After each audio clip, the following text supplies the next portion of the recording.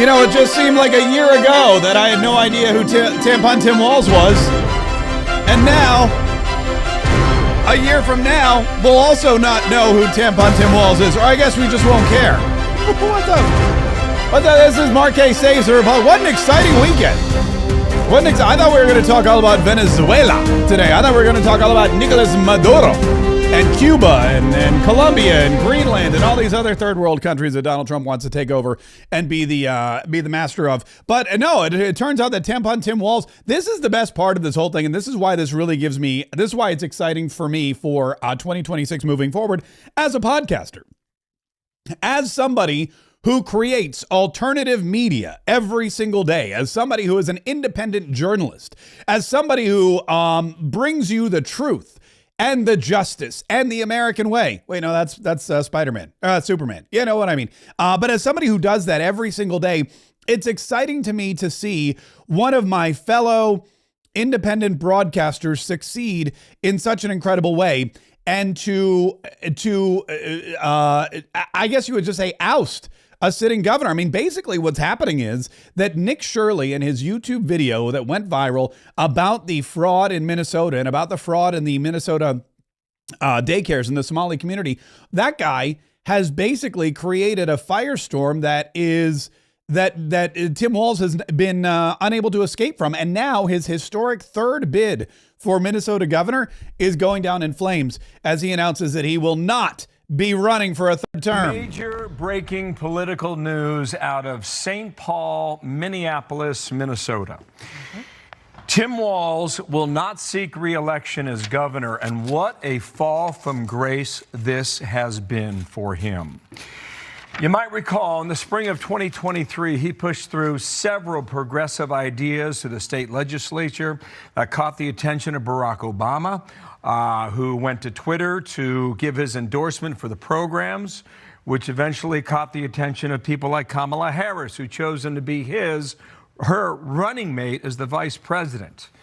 Introduced in Chicago at the convention in August of last year, a debate that was an absolute disaster with J.D. Vance at one point called himself a knucklehead. But after reportedly billions of dollars have been stolen from taxpayers by way of the state of Minnesota, Tim Walz says he will not seek a third term. What a remarkable 2 years in the national spotlight has been for him, Dana. And Walz hit Trump in his announcement. Yeah, well, what a remarkable year it's been, being raised up from the ashes and then, plummeted back down into a total obscurity. Tim Walz announcing he had a written announcement, and then he came out and he had like a press conference where he said he wasn't going to continue running.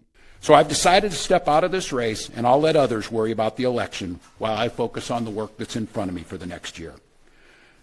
I'm passing on this race with zero sadness and zero regret. I did not run for this job to have the job. I ran for the job to do the job. I don't really know what that means. I don't know what the difference between having the job and doing the job is. If you have the job, you've got to do the job. And it doesn't. Fun fact: he had the job, but he didn't even do the job, or he did the job, but he did it in the wrong way. He didn't support the folks in Minnesota. What he did was he supported the corrupt and criminal Somali community who wanted to defraud the tax-paying citizens of Minnesota and also of the United States of America. Also, fun fact, he blamed Republicans. We'll win the fight against the fraudsters. But the political gamesmanship we're seeing from Republicans is only making that fight harder. We've got Republicans here in the state legislature playing hide and seek with potential whistleblowers. We've got conspiracy theorist right-wing YouTubers breaking into our daycares, demanding access to our children. We've got the President of the United States demonizing our Somali neighbors and wrongfully confiscating funds that Minnesotans rely on. It's disgusting and it's dangerous. Republicans are playing politics with the future of this state. It's shameful. And I've said it before, and I will continue to say it. We welcome ideas from anyone, in any party, from any walk of life, who wants to help us continue to stay ahead of these criminals. And that is Tampon Tim Walz trying to blame Republicans for the criminal activity of many of his citizens and supporters. Ilhan Omar and the likes of which. And I don't know that Nick Shirley, he did a lot of things. I don't think he broke into any daycare centers. He knocked on the door. He talked to people. He spoke to people. He stood around outside. No one was breaking into the daycare centers. The one daycare center that the guy said it was broken into, we found out, wasn't even broken into at all. Didn't nobody take nothing. And so what we're starting to see and what we're realizing is that there is a vast left-wing conspiracy to defraud the United States of America and her citizens. And all of it is pinpointed toward Minnesota and pretty much everybody in that particular state. Now, I don't know when this was, but he said repeatedly that Nick Shirley and the Republicans who are promoting this video and the Republicans who are now investigating all over, not just the independent journalists, but the actual elected officials, he said that they're all just basically racists. So this is what happens when your own federal government wages war against you. This is what happens when they target communities for their own benefit. This is what happens when they scapegoat. And this is what happens when they no longer hide the idea of white supremacy when you hear the Vice President of the United States talk about now white people won't have to apologize for being white. That's never happened once in my whole damn life. And I think everybody in this room knows what they're doing. So we're here today to say enough of this. We're here today to stand that Minnesota will protect their neighbors. Yeah, we're here to say enough of this. We're here to say blah, blah, bliggity, blah. We're here to say this, that, and the other. And we also want to say, I don't know what he's trying to say, that white supremacy and the federalization or the weaponization of the federal government against him is what's to blame. Look, here's the thing that's to blame. Here's the problem. Tampon Tim Walz never should have been governor of Minnesota. He never should have been Kamala Harris's running mate. Had he not stepped into the national spotlight, we would not have known just how bad and idiotic and moronic this guy is. Donald Trump used the R word, as did all the people that now drive by his house and scream it out their window, and that's going to continue. But when you step into the national spotlight, you put a spotlight on everything that you do and everything that you've ever done. And what we started to see was not only was Tampon Tim a progressive, but he was also an idiot. Not only was he a socialist, but he was also a liar. Not only was he this woke DEI guilty white man, but he was also creepy AF. And now we're starting to see that maybe he's corrupt and criminal as well. And that's what happens. Minnesota was opened up to all of this scrutiny because of Tampon Tim Walz and Ilhan Omar. I mean, look, there are politicians who get away with murder. There are politicians who get away with all kinds of stuff. I have one in my district. He's been insider trading for years, gotten away with it. Why? Because he doesn't put himself out there. He doesn't get up on television. He doesn't get up on the radio. He never does interviews. You never see him out and about. You never see him doing town halls. He hasn't done a single town hall in 10 years. Why is it that he's ignoring his constituents? Why is it he's ignoring the media? Why is it he's ignoring the press? Because if you put yourself out there, people take a look at you. And he doesn't want anyone looking at what he's doing because he's doing some things that people wouldn't like if they saw it.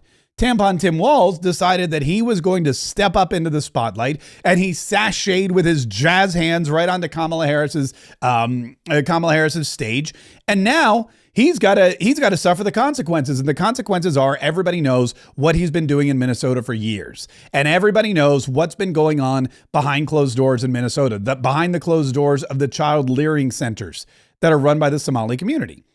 And now, instead of being vice president of the United States or a historic 3-term governor of Minnesota, he's now going to be a political footnote. He's going to be an asterisk. He's going to be a punchline in Minnesota and national politics, which is fine by me. I'm always looking for a good punchline, but that is all, again, thanks to Nick Shirley and what's been happening with these kinds of political investigations. And the funny thing about this is, or the really interesting thing about this is, when you see what Tampon Tim did by stepping down, and let me read you, here's his actual statement from X. He wrote, "Good morning and Happy New Year.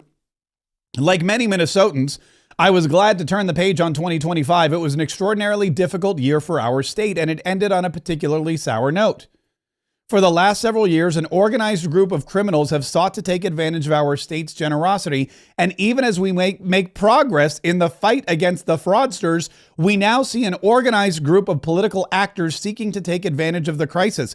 This is him, by the way, trying to separate himself from the criminal element and the fraudsters in Minnesota who've been taking advantage of, well, his policies and his leadership and the policies and leadership put forward by Ilhan Omar and others. I won't mince words here. Donald Trump and his allies in Washington, in St. Paul, and online want to make our state a colder, meaner place. They want to poison our people against each other.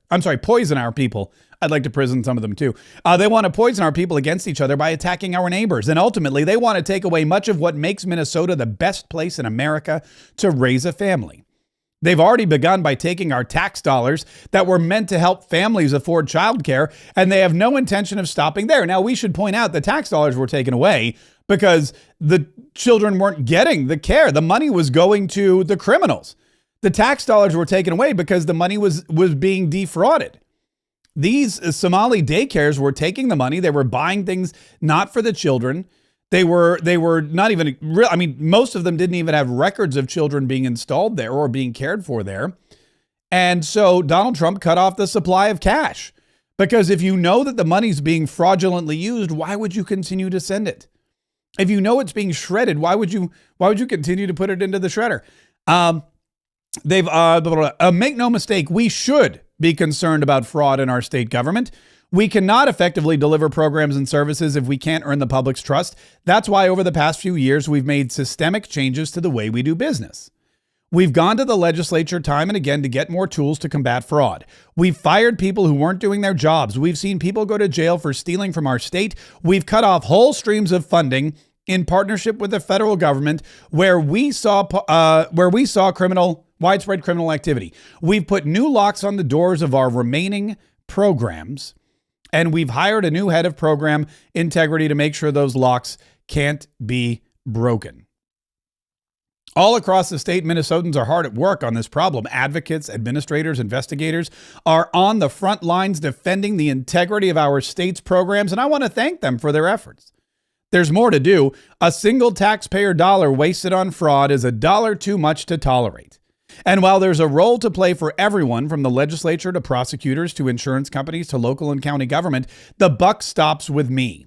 My administration is taking fast, decisive action to solve this crisis, and we will win the fight against the fraudsters. But the political gamesmanship we're seeing from Republicans is only making that fight harder to win. We've got Republicans here in the legislature playing hide and seek with whistleblowers. Let me get to the actual official. This is really longer than I thought. Here we go. But as in September, I announced that I would run for a historic third term as Minnesota's governor, and I have every confidence that if I gave it my all, I would succeed in that effort. But as I reflected on this moment with my family and my team over the holidays, I came to the conclusion that I can't give a political campaign my all. Every minute I spend defending my own political interests would be a minute I can't spend defending the people of Minnesota against the criminals who prey on our generosity and the cynics who prey on our differences. So I've decided to step out of the race and let others worry about the election while I focus on the work. I know that this news may come as a surprise, but I'm passing on the race with zero sadness and zero regret. After all, I didn't run for this job so I could have this job. I ran for this job so I could do this job. Again, that's the transcript there of the state. It's really kind of weird and bizarre, and I'm not really sure again what he's talking about there. But I don't think he's really sure what he's talking about there either. And so I'll be honest with you, I'm just pretty excited. I'm just pretty excited to see him go, as I imagine most other people are as well. So that is the end of Tampon Tim Walz. By the way, Nick Shirley, who's responsible for all of this, he went on Twitter and he literally wrote, "I ended Tim Walz." Nick Shirley, after the video that went viral, after the millions and millions of views that it received, after all of those things, Nick Shirley decided that he was going to go on Twitter and write, "I ended Tim Walz," in all caps. And he's not wrong either.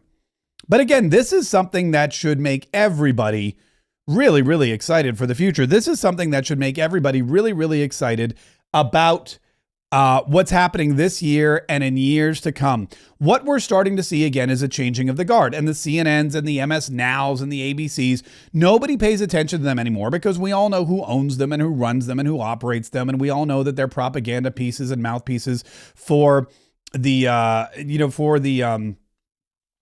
the Democrat Party. And so what we're starting to see now is we're starting to see that the independent journalist, the one that really displays the truth, the one that turns on their camera on their iPhone and walks around and talks to people and says, hey, here's what they're telling you is happening, but here's what's really happening. Those are the people who are making a difference. Those are the people who are ending the crooked politicians. Those are the people who are bringing criminals to justice. And Nick Shirley is a 23-year-old kid with an iPhone. And, that's great. God bless him. There's a bajillion others just like him. There's a bajillion others who are out there right now thinking about picking up their phones or thinking about picking up their cameras or doing whatever they can to make sure that this country is great. And we're here every single day doing the same thing. And we would urge you to stick with us throughout the entire 2026 season because it's going to be incredible. It's going to be amazing. There's more happening. I mean, what Donald Trump did over the weekend, and when Donald Trump's on vacation, he almost does more than he does when he's not on vacation. It's interesting to see how President Donald Trump, when he's on vacation, is busier than most people when they're at work. And what we're starting to see now is we're seeing how President Donald Trump has transformed Mar-a-Lago not into a vacation getaway, not into a place where he runs off to for some golf and some relaxation and some contemplation and some family time. Sure, he does all of that. But really what he's done is he's turned it into the White House South. And the Mar-a-Lago is the White House of West Palm Beach. He's got all of his staff there. He has the ability to house and to room his administration officials there. He's got, of course, the full gambit of Secret Service there.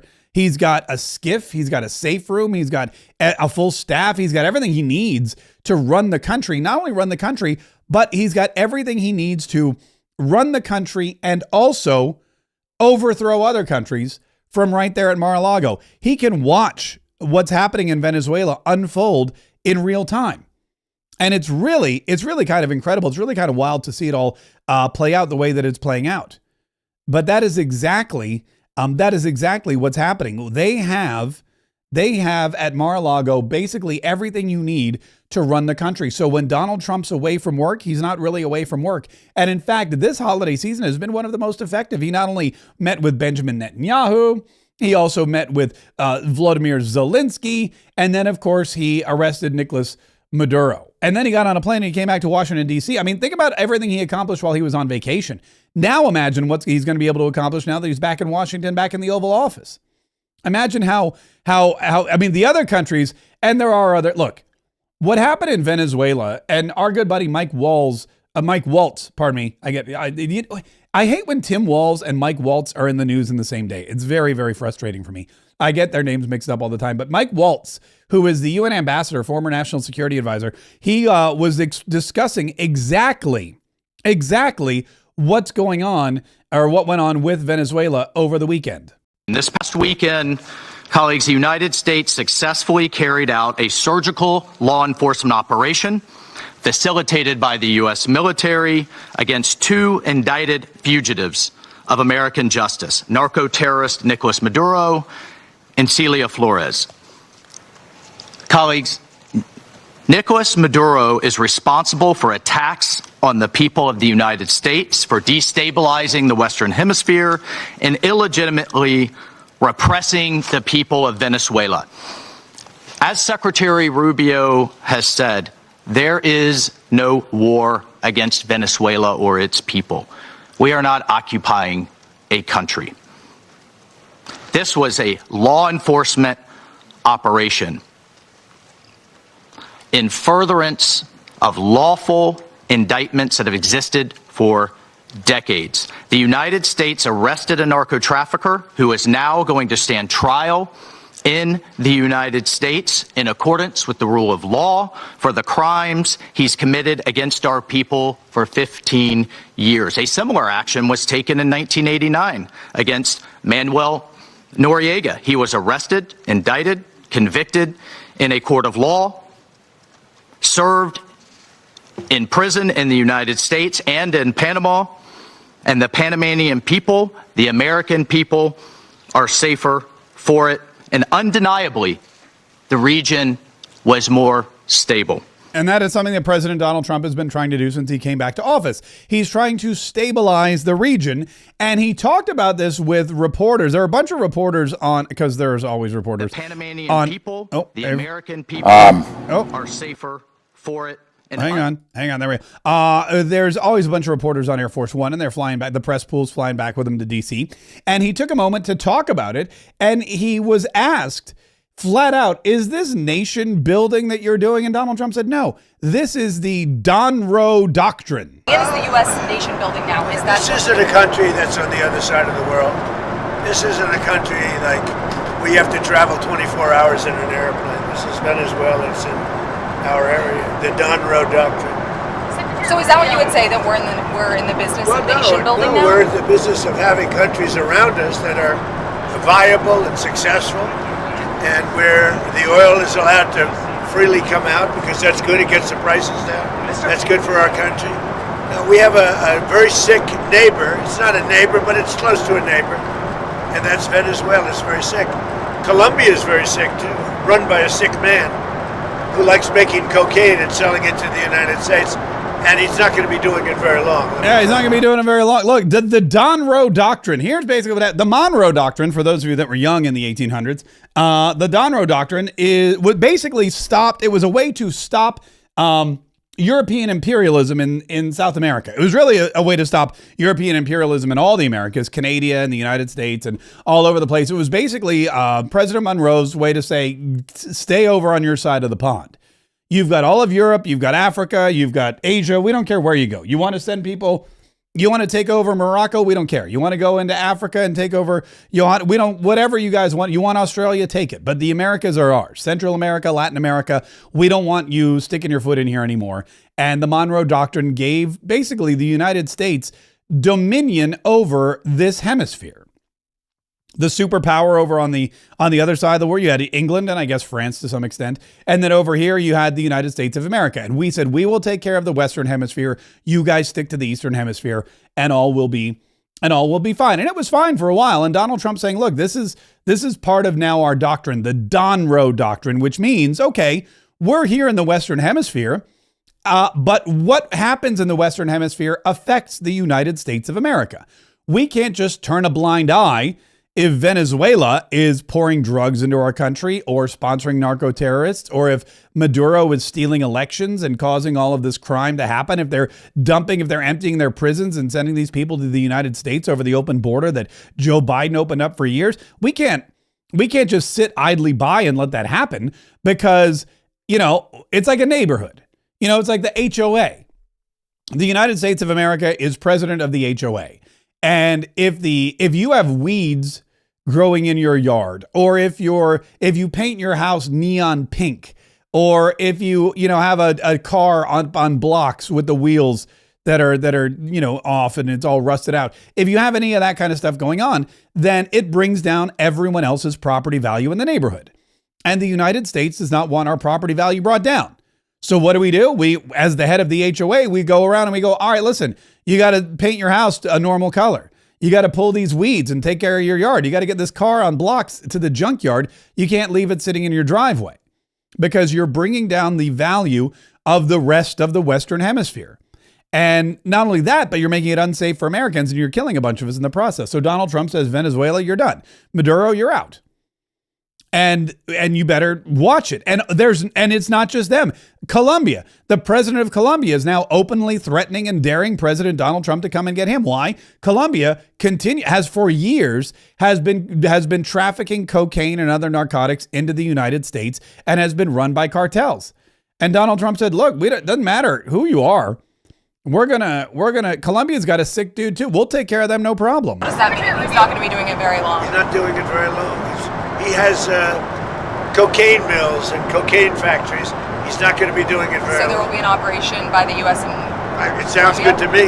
Secretary Rubio mentioned. You know why? Because they kill a lot of people. It sounds good to me. So this reporter goes, wait a minute. So what's going on in Colombia now? And Donald Trump goes, look, they got cocaine mills. They've got cocaine factories. They're creating all this cocaine. They got cocaine manufacturing plants and they're shipping this cocaine. They don't keep all the cocaine in Colombia. They make enough cocaine for pretty much the entire world's consumption, let alone their consumption. It's all ending up here in the United States of America. It's ending up in high schools and on college campuses. It's ending up in Wall Street, club bathrooms and I don't know where people do cocaine these days. I don't know. I haven't seen anyone do cocaine in a long, long time. I'm sure it still happens because, well, Colombia's got all these cocaine factories. But basically, Donald Trump is saying, look, we're not going to allow that to happen. We're going to stop it. And she goes, does that mean that there could be an operation in Colombia? And Donald Trump says, sounds good to me. Why not? We're getting good at this. I mean, think about it. When you get really good at something, you don't want to stop doing it, right? Like if you get really good at pickleball, you're at, like the first time you go play pickleball, you're like, oh, this is kind of weird and I'm not really good at it. But after you do it a couple more times and you get really good, you're like, I'm a pickleball champ. And the next thing you know, you're signing up for court time every chance you get. Saturday mornings, Sunday afternoons, maybe right after work on Tuesdays. Whenever you're bugging all your friends. You want to play pickleball? You want to play pickleball? Because you're getting really good at it. Donald Trump's like, we're really good at stopping bad people from doing bad things. Look what we did in Iran. We knocked that. We stopped that cold. Look what we did with the drug boats. Look what we did with Venezuela. And now we've got Colombia. And now we've got Cuba. Cuba's the other one. Donald Trump saying we don't even need to do anything with Cuba. Cuba is ready to fall. Yeah. Yes. Cuba looks like it's ready to fall. By the way, who invited Lindsey Graham on the plane? Lindsey Graham is on the plane with President Donald Trump coming back from Mar-a-Lago, which means Lindsey Graham was at Mar-a-Lago. And I have to think that Lindsey Graham was at Mar-a-Lago during the Venezuelan operation because Lindsey Graham gets off on that kind of thing. Lindsey Graham's like, military action? Absolutely. Count me in. I'm coming down to Mar-a-Lago for a couple of weeks and I'd love to watch the military action unfold in Venezuela because I know it's going to make me rich. I'm what they call a hawk.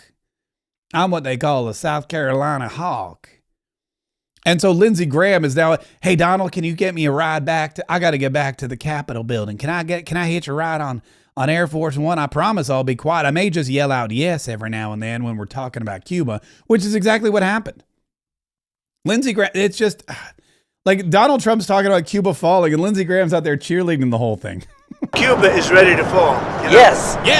Cuba looks like it's ready to fall. I don't know if they're going to hold out. He can't hold his, like Donald Trump at least has composure. Donald Trump is a statesman. Donald Trump can say Cuba is getting ready to fall without showing the joy on his face. Lindsey Graham cannot contain his glee.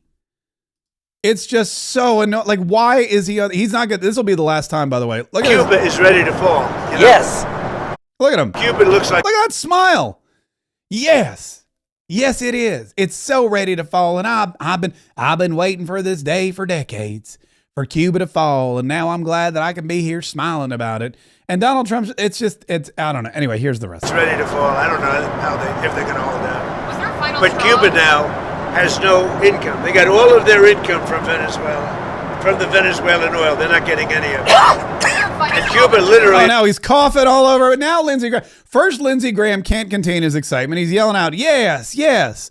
Like it's that scene from When Harry Met Sally at the diner. And now he's coughing all over everybody. Like, get him out of there. Ready to fall. And you have a lot of great Cuban Americans that are going to be very happy. Yes. Are you considering U.S. action in Cuba? We're not. I think it's just going to fall. I don't think we need any action. It looks like it's going down. It's going down for the count. You ever watch a fight? I have. They go down for the count. And Cuba looks like it's going down.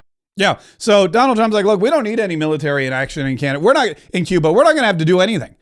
We don't have to go into Cuba. We don't have to overthrow any dictators. We don't have to arrest anybody. We don't have to have a blockade. We don't have to bomb any boats. We don't have to do anything because Cuba's just, what we did was we took out Maduro in Venezuela. We took over the oil fields in Venezuela. We're going to take all that oil and we're not going to give any of it to Cuba. They're not going to have any money coming in from their economy. And so the people are going to take over and then it's just going to collapse under its own weight. And then we'll probably have to go in some kind of humanitarian effort. And then we'll just install Marco Rubio. Marco Rubio, this guy, Secretary of State, he took over for National Security Advisor when they moved Mike Walz out to the UN. He's also in charge of the USAID, or at least was when Doge put him in charge of that. He had some other thing. Now he's in charge of Venezuela. Donald Trump said, look, we're going to be running Venezuela in the interim. Marco Rubio, he's on the phone every single day. He's out there going, here's what we're doing. Here's the plan. Listen to me. Escúchame. And now Cuba, come on. Marco Rubio's first of all, he's been waiting for the day that Venezuela fell for years. Venezuela, back when Marco Rubio was a senator from Florida, Marco Rubio was furious with the Obama administration basically placating and nuzzling up to Nicolas Maduro and not removing him from power. Marco Rubio was furious. I mean, he fought hard for the removal of Nicolas Maduro. He fought against Barack Obama and the Democrats in the Senate. And he fought so hard that they actually had a hit out on him. The Venezuelans tried to kill Marco Rubio. They had a hit out on him. He had to get all this extra Secret Service protection and personal security and everything else and it wasn't like a rogue band of Venezuelan gang members. It probably was, because I think that's who does all the hits from Venezuela. No, it was like the national security advisor of Venezuela. It was the chief of the military in Venezuela. He basically said, all right, we're going to go kill Marco Rubio. And I think they sent some people to Miami or wherever he was living at the time. It was big, huge story, big, huge deal. And Marco Rubio survived, and Marco Rubio thrived, and Marco Rubio became the Secretary of State and the National Security Advisor. And then Marco Rubio had Nicolas Maduro arrested and flown to New York City, where he's now standing trial. So who got the last laugh? And Marco Rubio ain't even Venezuelan. Guess what Marco Rubio is? Marco Rubio está cubano.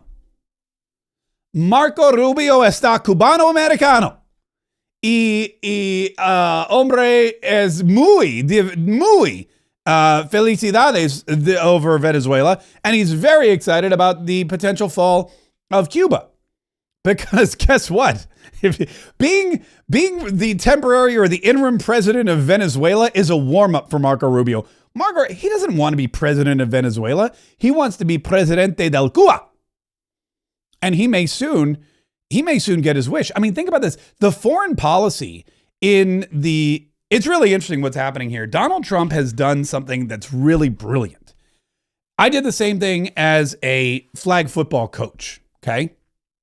When I was my son played flag football for years. So ever since he was like 5 years old, played flag football, played on a couple different teams, didn't really ever like it. They never really gave him the ball. The coach's son was always the quarterback, that kind of thing. So one day he comes to me and goes, I don't want to play flag football anymore. I go, what do you mean? He goes, I just don't like the team. And I go, well, we could find you another team. He said, some of my friends want to play. Could you coach? And we could start our own team. And he's looking at me. And of course, I know diddly squat about flag football. I know absolutely nothing about flag football. Never played flag football, never played real football. I mean, I've watched football, but I don't really coach well. I'm not good with kids. They annoy me when they don't do what I tell them to. So I'm like, I don't know. But he's like, well, then I'm just going to stop playing. So I decided, fine. What I'll do is I'll coach. I'll get all your friends in there. I'll find 2 other dads who actually know what they're doing, and I'll make them my coordinators, which is how I figured out. That's when I figured out how head coaches win games. They don't do anything. They hire people that know how to do stuff. It's all just delegation. So I got one dad. I got Jorge Alicea to come, and he knew a lot about offense, and he had all these great ideas for plays, and he played in college and stuff like that, and he knew all about the quarterback position. I said, great. My son's the quarterback. You're the offensive coordinator. Go out there and make some plays. But then there's defense. And I was like, I don't know anything about defense. And that wasn't really Jorge's big thing. But then I noticed this one parent standing at the end of the field all alone, watching his son on defense and yelling him. And every time he came off the field and giving him direction. So I went up to him. I said, hey, Rich. And he goes, yeah. And I go, what do you know about defense? He goes, well, I know a little bit about defense. And I said, do you want to be defensive coordinator? He goes, I mean, if you can't find anybody else. And I said, great, I can't find anybody else. You're it. And we went on to win 2 championships. And I did absolutely nothing. I was the cheerleader. I would go to the kids and be like, win, go get them. Yay. And they called all the plays and, the kids performed excellently. And now we're back-to-back flag football champions for the rest of the time. Donald Trump's doing the same thing. Donald Trump's like, all right, I got this problem in the Middle East. I got Netanyahu and Gaza and everything else. I'm going to put Jared Kushner over there because he's Jewish. He knows a lot about Jewish stuff. He can relate to the Jewish problem. I'm going to put Steve Witkoff out there because Steve Witkoff's an expert negotiator. And between Steve Witkoff and Jared Kushner, the negotiator and the Jew, they should be able to figure it out. And lo and behold, there's peace in the Middle East. Now they're working on Ukraine. Same thing's going on with Venezuela and Mexico. You know what I'm doing? I'm going to make Marco Secretary of State. And then I'm going to make him also National Security Advisor. And then I'm going to just put him in a room with Pete Hegseth and say, go fix Central America. And bada bing, bada boom, they got it done. It's really a brilliant strategy that he's got. And that's exactly, he's got an offensive coordinator for the Middle East. He's got an offensive coordinator for Central America. You've got Venezuela out of Maduro's control, Cuba about to fall, Colombia obviously next up on deck. I imagine right now somewhere in the cockles of the Department of War, Raisin Kane and Pete Hegseth are putting together some kind of plan to, I don't know, blast into, what is it, Cartagena or Medellin or what's the capital of Colombia? I even forget. All those places. They're going to shut down those Coke factories. And they're going to stop the flow of illegal drugs into the United States of America because Donald Trump is a president of action. And if he says, hey, sounds like a plan to me, guess what? It's probably a plan to President Donald Trump. Also, let's not forget about Mexico. Donald Trump said something very interesting about Mexico. And here's the thing. When Donald Trump speaks, he doesn't say much, but he says a whole heck of a lot. Donald Trump has this great way of telling you, I'm not going to tell you anything, but then telling you everything you need to know. He has a great way of not giving away any secrets, but putting the truth out there so it's plain as day. And that's exactly what he did with Mexico, because he was asked about Mexico. He was asked what's going to happen with Mexico, because, a lot of drugs come through Mexico, and Mexico is literally our neighbor. Venezuela is like a few houses down. Like the HOA problem. Yeah, sure. Venezuela's a few houses down. So the fact that they've got like goats in the yard and chickens in the backyard, and they've got like 18 cousins living there, and the HOA's got to go do something. The fact that that's happening is it's a few houses down. It's annoying, but it's not as annoying as it happening right next door. And Mexico is right next door. And so Donald Trump was asked about Mexico. Listen very carefully to what he said. By the way, you have to do something with Mexico. Mexico has to get their act together because they're pouring through Mexico, and we're going to have to do something. We'd love Mexico to do it. They're capable of doing it, but unfortunately the cartels are very strong in Mexico. I remember one time you actually, speaking of Mexico, I asked you about Claudia Sheinbaum, and you told me at one point you had offered to send U.S. troops into Mexico to combat drug trafficking there. Is that something you would I like to her Claudia. about? I think she's a terrific person. I would say every single time I talk to her, I offered to send troops in. And she's just not willing? She's concerned. She's a little afraid. The cartels are running Mexico. Whether you like it or not, it's not nice to say. But the cartels... Oh, there goes Lindsey Graham. It's a fact.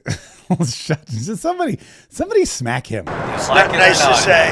But the cartels are running Mexico. Yeah, so listen to what Donald Trump says. Look, we got to do something about Mexico. Mexico has the capability to stop the problem. Mexico has a capability of stopping the drugs from flowing through their country and into ours. Mexico can do it. They just haven't yet. Mexico can do it, but they're not doing it. And the reporter goes, I remember you told me once you talked to Claudia Sheinbaum, the president of Mexico, and you said, do you want some military help? Do you want some troops? Do you need some assistance from the good old US of A? And Donald Trump goes, dude, every time I talk to her, todos las conversaciones de los teléfono or en el teléfono, I say to Claudia Sheinbaum, do you want, quiera military personas en el país? I say it every time. I'll send the military. I'll send the Marine Corps. What do you need help with? And he goes, every time she says, no, gracias. No, gracias. And he said, she's hesitant. She's a little afraid. She's concerned. Yeah, she's concerned that if Donald Trump says, do you want military assistance in taking out these cartels? And she says, yes, please. And Donald Trump sends troops to take out the cartels are going to take out Claudia Sheinbaum and Mr. Sheinbaum and all the little Sheinbaums. Cartels, they don't just take out you, they take out everybody. She's the president of Mexico, but the cartels still run the country. And they've gotten to her. They know, she knows the mess. She knows how it works. She knows the hierarchy and she knows the consequences. And that's why she continues to work with President Donald Trump, but not accept his help. And Donald Trump says, look, eventually she's going to have to, a choice is going to have to be made. Okay. Either you take care of the problem yourself. And this is the way it is everywhere. It's the way it is in the Middle East. It's the way it is with Israel. It's the way it is with Gaza. It's the way it is with Iran. It's the way it is with Mexico. It's the way with Venezuela. If you, hold on, my headphones are falling off my head. If you don't take care of your own problem and it affects us. Okay, let me start from the beginning. If your country has a problem that directly affects the United States of America, here's how President Donald Trump works. He gets on the phone and he goes, hi, your country has a problem that directly affects the United States of America. I'm going to need you to take care of it. And then the next phone call goes, hey, it's Donald Trump again. I told you to take care of this problem and you still haven't taken care of it. Do you need help from me taking care of it? And then they go, no, we got it. We'll take care of it. And then the third phone call is Donald Trump going, yo, you still have not taken care of this problem. You have 48 hours to fix the problem or else I am going to take care of the problem. And he hangs up the phone. And one of two things happens. In the next 48 hours, either the person that he was calling takes care of the problem or Donald Trump does. And we've seen it in Iran and we've seen it in Venezuela. And we're going to see it in Colombia, and we're going to see it probably in Mexico. And what this was what Donald Trump did. I mean, this action. First of all, this was not war. This was a precise, as Mike Walz put it, a precise, tactical, surgical removal of a known criminal from Venezuela. It was a well-executed, well-planned, I mean, amazingly planned and well-executed maneuver in the middle of the night to go in and snag Maduro and his wife, extricate them, take them to the Iwo Jima, take them to Guantanamo Bay, which personally I think they should have left him there, but they brought him to New York City, which may be, now that Zoran Mamdani is in charge of New York City, it may be worse than Guantanamo Bay, actually. Now that I think about it, it's like, let's leave him in Guantanamo Bay. No way. Mamdani's in charge of New York. Let's take him there. That's maybe what they were thinking. So they take him to New York. Now he's going to stand trial. Then they're going to probably deport him back to wherever. They're either going to deport him back to Venezuela or they're going to deport him back to CCOT or wherever it is. I don't know where they're going to send him. They're not going to keep him here, that's for sure. We don't keep illegal, criminal, thug, drug-running, Tren de Aragua aliens, in the United States of America unless they're Maryland dads. In which case, we have senators who will fight tooth and nail to make sure that they stay here. Last time I checked, Nicolas Maduro is not a Maryland dad. Although maybe Chris Van Hollen is already thinking of going and having some margaritas with him. Maybe some Democrats are already planning a way to paint him as not the victim. In fact, they've been trying their darndest. Where's the thing from, what's his name? What's the idiot's name? There's so many of them. Senator, what's his name? Chris Murphy. I was on Newsmax earlier this morning with for Wake Up America, and Chris Murphy, this guy said one of the dumbest things I've ever heard anyone say. Here it is. I think this is it. Been operating illegal. Here it is. All right, here we go. I think this is it. This is Chris Murphy from Connecticut. Okay, beautiful state. Really, really, really, really, really bad representatives. This is him trying to defend Nicolas Maduro and I guess you would say attack President Donald Trump and his actions. Listen to this. This is crazy. Your reaction to this operation? Well, I mean, clearly this is wildly illegal. This is a president who has been operating illegally since he was sworn into office, stealing from the American people, seizing spending power. What's illegal? Now dragging America into a war overseas. The president can't. To Dana Bash's defense, she doesn't just take this with a grain. Typically, here's how it used to work on CNN. CNN would bring on some deranged lunatic like Chris Murphy to say, Donald Trump, clearly this is illegal. Clearly he's breaking the law. Again, all Donald Trump does is break the law. And CNN would just let him rant. But Dana Bash goes, wait a minute, what's illegal? What part of this is illegal? Cannot run a military operation of this size, cannot invade a foreign country without coming to Congress first, without allowing the American public to weigh in. America doesn't want this war. Nobody asked for this because it has nothing to do with American national security. And by the way, it's not a war. It's not even a military action. The CIA and the Delta Force went in and they removed a criminal who was wanted by the United States of America, who had a bounty on his head of like 25 million or 50 million. I mean, millions and millions of dollars. This is a guy who stole an election, who the Venezuelans didn't want in power. Many people over the years had begged the United States of America to help in this particular situation. And now that he's wanted on drug charges in the state of New York, in the 9th District, Donald Trump said, hey, we got to go get this guy so he can stand trial. How do we do it? And Marco Rubio and Pete Hegseth and Raisin Kane said, well, we could use Delta Force and the CIA. And Donald Trump says, yeah, that sounds good. But, nothing major, nothing prolonged. No, we want to go in and out. It's an operation. It's not a war. And now you got Chris Murphy out there going, this war. There's no war. I think that's the most important conversation to have. Listen, Venezuela is not a security threat to the United States. They're not threatening to invade us. There is no terrorist group like Al-Qaeda operating there that has plans to attack the United States. To the extent that you care about the drug trade, yes, they produce drugs, but those drugs go to Europe. Fentanyl is the drug that's killing Americans. That's not coming from Venezuela. Venezuela produces cocaine. 90% of it is not coming to the United States. This seems to be mostly about oil and natural resources. So Chris Murphy is saying, look, they don't make fentanyl, they make cocaine.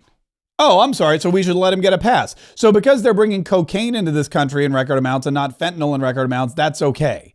Cocaine is here on the drug danger level. Fentanyl's up here. So you got to look at Venezuela. Where are they more fentanyl or they're more cocaine? Hey, let them do it. Why are you arresting dictator Nicolas Maduro? The other interesting thing about this is that he keeps talking about a prolonged war with Venezuela. There's no war. There's literally no. I would like to show you. Do you want to see images of war-torn Venezuela? Let me show you some images of war-torn Venezuela. Here is. Wait, do I even have it? Where do I have it here? Oh, let me see. I think I have it. In this folder. Let me show you. These are some Venezuelans talking about the new war and how tormented they are by it. We're so happy because we've been in jail for so many years. We've been in this country, my country in Venezuela, can you imagine, there's no food, he controls everything. We be controlled by these people, not only him, Diosdado Cabello, and everybody is around him. We cry because now somebody do something. This president is the first president. They do something. We don't know what is going to happen, but at least this is the first step. It's hope for every Venezuelan. This is a hope. Yeah, that war is raging. And look at that. Look at how upset these Venezuelans are about the war. Here's another one. I went online and I was like looking at all the news and I was just like with like the feeling of I want to cry, but also I'm happy and I couldn't sleep. So I decided to come here and see and feel with the other people the same feelings that they're feeling. Look at that. She's Venezuelans in Florida, in Miami. They took to the streets. She couldn't sleep. I said, I can't sleep. I can't sleep. I'm so excited. Look at this. Here's some scenes. I think one of these is from Caracas. I think it'll be this one.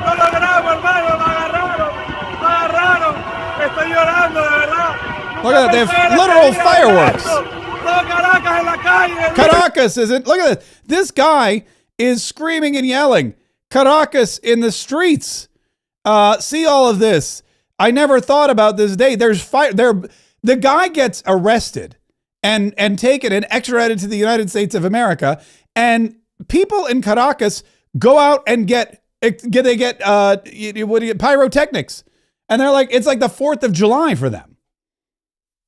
And Chris Murphy's out there talking about a war. We're at war now with Venezuela. No, we're not at war. Those are fireworks. You moron. And that's all they can do. All they can do is, and isn't it amazing how, what was it? I guess when was I in DC last? Was it September? September was no King's Day. Do you remember that? No King's Day was September.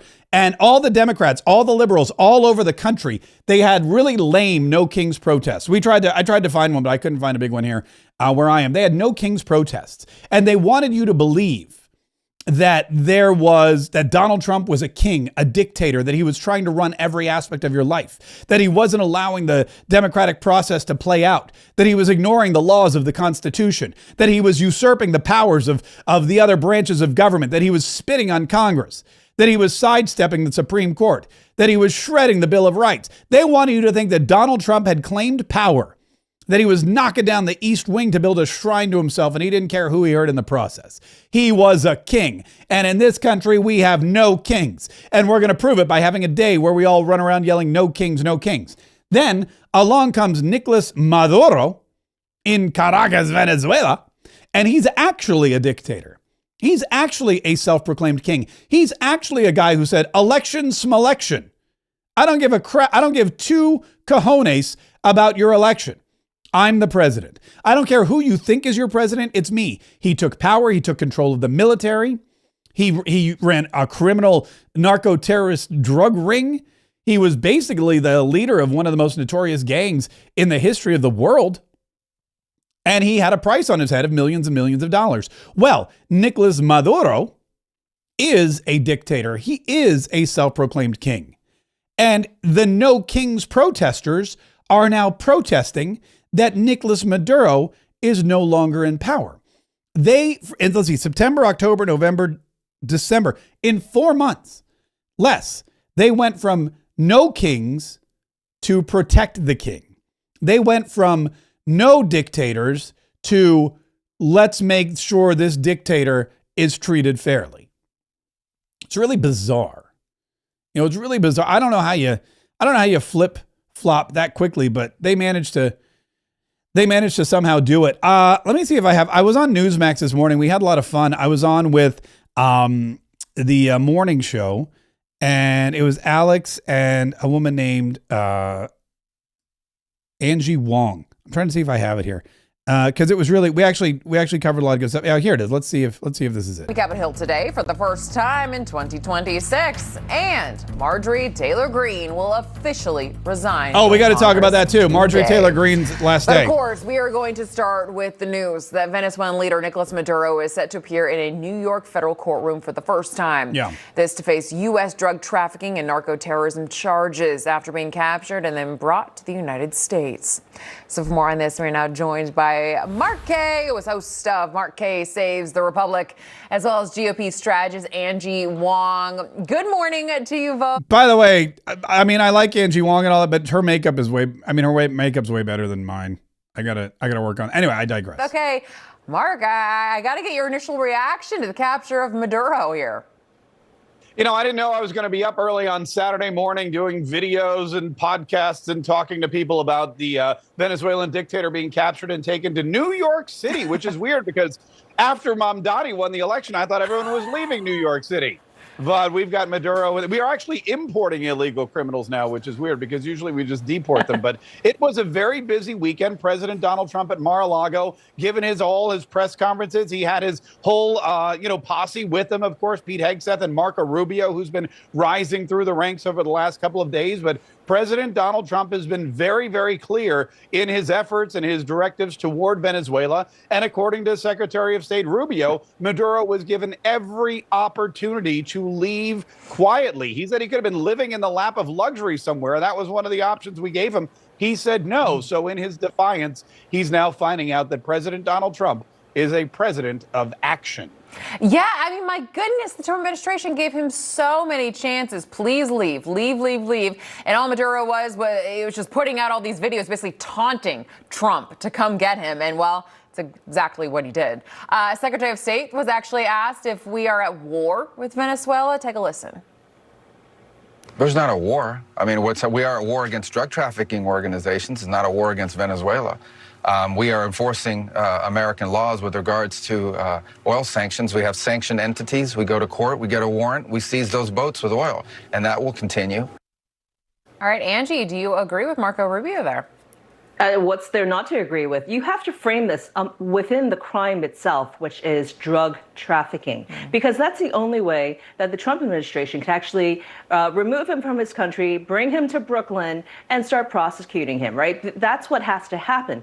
I've been spending the entire weekend defending the Trump administration globally because they don't understand our laws and they don't understand our Constitution, that this is within President Trump's right to do this. And they think, oh, well, you've kidnapped another president, you've removed him from power, all this stuff. No, this is actually a very simple case that happens more often than none. I think people are just really hyper-focused on the fact that a president from another country was removed, and that's why there's international outrage. But that should be solved today with the Southern District and the courts in New York. That will spell out what the charges are. That's going to spell out what the next couple of years are going to look like for the Maduros. So I'm happy to see that. I'm also happy to be celebrating here in Miami, where the Venezuelan community came out dancing in the streets at 2 a.m. on Saturday morning. So that was an amazing thing to see full liberation. They were so happy. Now they can go home and see their families that they haven't seen in over 5 years. Yeah, isn't it funny? It's the people that are angry about this are these liberals and Democrats who have no idea what it's like to live in a regime like that in Venezuela. The people that are happy about it are the Venezuelans, especially the ones that live in that country. Mark, to go on a point that you actually brought up, Secretary of War Pete Hegseth says President Trump, well, he is a president of action. Let's take a listen. We're going to do something about drugs. He's acting. We're acting with striking drug boats. This is a president of action. And you don't get peace in this dangerous world without strength. There you go. Peace without strength. I mean, we're agreeing with everything that he's saying, right, Mark? Yeah, I mean, and you have to look at this again. This was a very targeted strike. This was a well planned out and executed attack with no American casualties, no Venezuelan casualties. They knew exactly what they had to do. They planned for it. They prepped for it. You had, Raisin Kane, the chairman of the Joint Chiefs, who was given the go order a couple of days before it happened. There were some weather delays, but this just shows again the American military might, and that we are not. I mean, Donald Trump is a president of peace. He very peacefully, if you can look at it that way, removed Nicolas Maduro and then left Venezuela. There's no war. There's no continued battles. But it was a long time coming. I mean, look, we had an armada, a fleet surrounding Venezuela for weeks. Yeah. We were taking out drug boats that were leaving Venezuela. And as we learned the other day, we bombed a dock where drugs were being loaded by cartels. So this shouldn't have come as a shock or a surprise to anybody. Right. Yeah, it's a fantastic point. Angie, this is my favorite part of this entire narrative is you've got these political figures on the left criticizing President Trump for his actions. You've got and then it just goes back into that Chris Murphy clip. By the way, I didn't mean to play all that much. I was going to play one half of that, but then I got really into what I was saying. And I just let it run. I was like, wow, this guy's smart. So I just kind of let it run. But look, not a lot of people are up that early. Not a lot of people are up that early to see it. That was at 6 o'clock. News Wake Up America starts at 6 a.m. Sometimes it's 7 a.m. Sometimes it's 8 a.m. I never know when I'm going to pop up. But I didn't want you to miss it because I made a lot of good points. Also, and look, there's a lot, like I said, that's happening constantly. That was on the holiday weekend. I get just to figure out, or just to refresh your memory. It was New Year's Eve was what, Wednesday? Is that right? Yeah. New Year's Day, Thursday, we all woke up. It was Thursday. We're all like, oh, we're hungover. I mean, I wasn't, but a lot of people were hungover. And then we rolled right into Friday, which typically is a day of rest and relaxation for people. And everyone's like, okay, this is the last day before we have to go back to work on Monday. What does Donald Trump do? He orders a strike. In fact, fun fact, Donald Trump, think about this. Donald Trump ordered the strike 2 days prior. Okay, this strike was supposed to happen on New Year's Eve. It was supposed to happen on Wednesday night. You want to talk about a surprise. You want to talk about shock and awe. I imagine that definitely would have been surprising to a lot of people. You want to talk about fireworks for Donald Trump on New Year's Eve to send the Delta Force and the CIA and all of these other, brave men and women into Caracas to extricate Maduro. It was supposed to happen 2 days prior, but there were rain delays and weather delays, so it happened on Friday night. And then Saturday morning, I woke up bright and early, and man, The news was everywhere. So we fired up the studio cameras. We fired up the microphones. We took to the podcast. We put it out there because that's what we do. You know, if Donald Trump's going to work weekends, so are we. If Donald Trump's going to bring you, pseudo wars, according to Chris Murphy and the Democrats, if he's going to bring you news, if he's going to change the world on a Friday night, we're going to be up early Saturday morning to let you know about it. And that's just the new normal. And that was just the third day of the new year. It's the fifth day of the new year. Donald Trump is officially back at work, and he's already saved millions and millions of people from a dictatorial madman and threatened a bunch of other countries in the process. Colombia, Cuba, Mexico. Oh, and let's not forget about Greenland. We've not forgotten about you, Greenland. Don't think that you're hiding, Denmark. And if this show of military force and might in Venezuela doesn't get Denmark and Greenland thinking twice about shunning Donald Trump's request for annexation, I mean, I'll be honest with you, then they're just dumber than we thought. I will say this about Greenland. We need Greenland from a national security situation. It's so strategic. Right now, Greenland is covered with Russian and Chinese ships all over the place. We need Greenland from the standpoint of national security. And Denmark is not going to be able to do it, I can tell you. You know what Denmark did recently to boost up security in Greenland? They added one more dog sled. It's true. They thought that was a great move. Man, Lindsey Graham loves that joke, doesn't he? Look at Lindsey Graham. Lindsey Graham's like, oh, you're so funny, Donald Trump. I think you're the funniest president that we've ever had in the history of the. I'm just going to laugh at that. That dog sled joke was a good one. Should be for a claim to Greenland. I don't want to talk about Greenland now. I just say this. We need Greenland from the standpoint of national security. And the European Union needs us to have it. And they know that. See, again, this is another one of those instances. Donald Trump says, I'm not talking about Greenland, but let me talk about Greenland here real quick.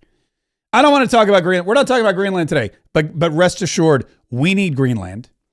The European Union needs us to need Greenland, and they know it. Because China and Russia don't just hate the United States of America. In fact, I would say Russia doesn't even hate the United States anymore. It's not the Gorbachev-Reagan years. It's not the Cold War. The Iron Curtain's not up. Russia doesn't hate the United States of America. You know what they don't like? They don't like that we are more powerful than them and can stop them from whatever it is they want to do. Russia hates Europe. Russia hates Ukraine, and they hate Poland, and they hate Belarus, and they hate Georgia. They hate all those. They hate that the USSR was broken up. They hate that Russia is smaller now than it used to be, and Vladimir Putin wants it to be big again. He's got imperialistic tendencies, and he doesn't want to overtake the United States. He doesn't want to invade the United States. It's not like Red Dawn. Remember Red Dawn, Patrick Swayze, 1983, I think it was the first ever PG-13 movie, by the way. That's a good factoid for you. But Red Dawn, it was Russians falling out of the sky trying to invade the United States. That doesn't happen anymore. He doesn't hate us. He hates that we're stopping him from total annihilation of Europe. And the Europeans know that that's the case. They know that Russia is a bad state run by a bad guy who would kill all of them just so he could be the president of the largest country in the world geographically. That's why the European Union wants us to have Greenland, but they can't say it. Why? Because Denmark's mad. Because it's Denmark's. I'm pretty sure, based on what we saw in Venezuela, and based on what we saw in Iran, and based on what we're probably going to see in Colombia and Cuba and Mexico and wherever else we happen to go, or Gaza, I'm pretty sure Denmark's going to wake up one day and be like, you know what? We should probably just let them have it. And Greenland would be way better off. I don't know why the people of Greenland are so mad. What has Denmark ever done for those people? Except let Russia and China take over their whole area. Russia and China are not friends to Greenland. They're using Greenland. The United States of America, sure, we're going to use Greenland too, but we're going to do it in a way that's mutually beneficial to Greenland and to the EU. And the only people that are going to suffer are Russia and China. Donald Trump's, I mean, he seems dead set on it, and he seems like he's going to make it happen. And he's got the team to do it. He's got Marco Rubio. Marco Rubio, I want to play you this clip, by the way, too. This is from Marco Rubio's speech. Marco Rubio was at Mar-a-Lago, and he was there when President Donald Trump gave his press conference. And Marco Rubio got to take to the podium. And I want you to listen to what Marco Rubio said, because I know he's not the front runner for 2028. I know it's J.D. Vance. But I know Marco Rubio's in line to be vice president, and that means probably president one day. The guy's, what, in his 50s? 52? Hey, Siri, how old is Marco Rubio? I think he's 52. 54. He's 54. He was born in 1971. So Marco Rubio's 54. And right now, he is in a position to be the greatest Secretary of State we've ever had. He's in a position to be the greatest president of Venezuela they've ever had. He's in a position to be the greatest president of Cuba they've ever had. Probably, maybe even Colombia. And of course, he's national security advisor to boot. But on top of that, he's in line for vice president with J.D. Vance in 2028.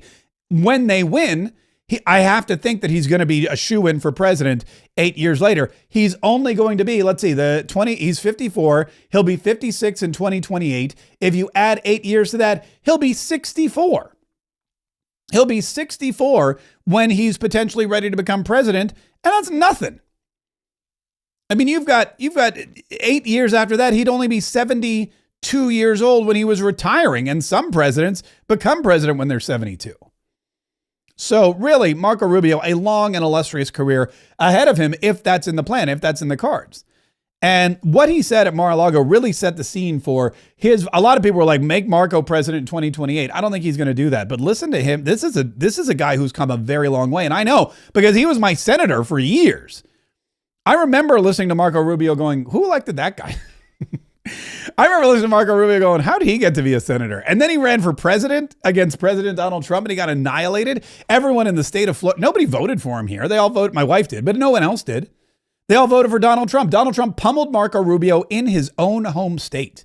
And as a result, Lil Marco had to dip out of the race. And Donald Trump went in, swooped up the nomination, became president of the United States of America. But listen to Marco Rubio at Mar-a-Lago. This is amazing. Says he's serious about something. He means it. And this is something that was a direct threat to the national interest. Hang on, I start over. Here we go. 2020 in the United States. He is not the legitimate president of Venezuela. That's not just us saying it. The first Trump administration, the Biden administration, the second Trump administration, none of those three recognized him. He's not recognized by the European Union and multiple countries around the world. He is a fugitive of American justice with a $50 million reward, which I guess we saved $50 million. And make sure. Yeah, exactly. But don't let everybody claim it.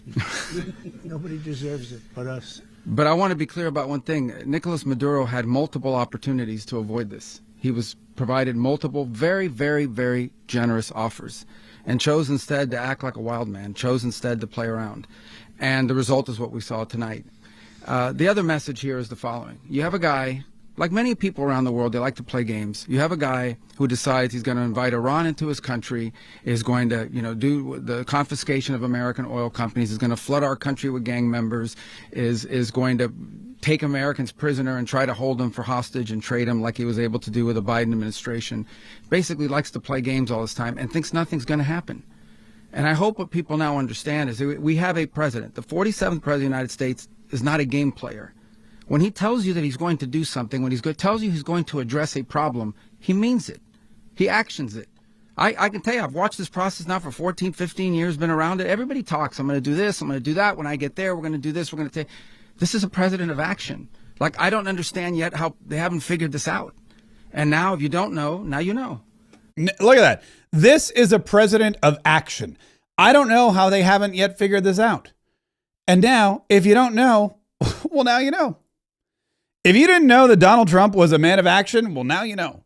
And you better figure this out quick. If you're any of these other thuggish dictators who think that you can invite Iran and other terrorists into your country, who think that you can run drugs in the United States of America, you can capture or harm American citizens, use them as your toys. If you don't know, well, now you know.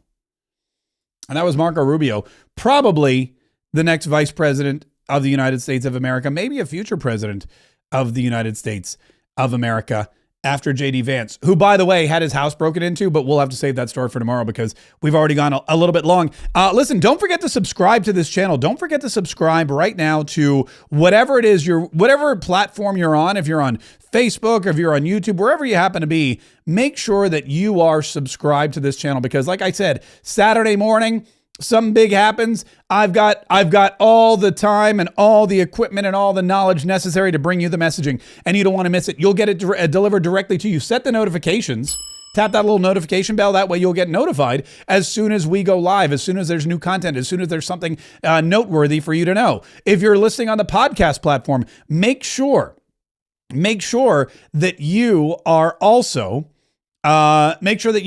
subscribed and that you tell the podcast platform, yes, I want this information. Yes, I want this podcast every single day of my life because it is truly life-changing. Now we were going to revisit our after party today, but we're having some technical difficulties. I've noticed we're not able to get a signal. So I'm going to go work on that right now.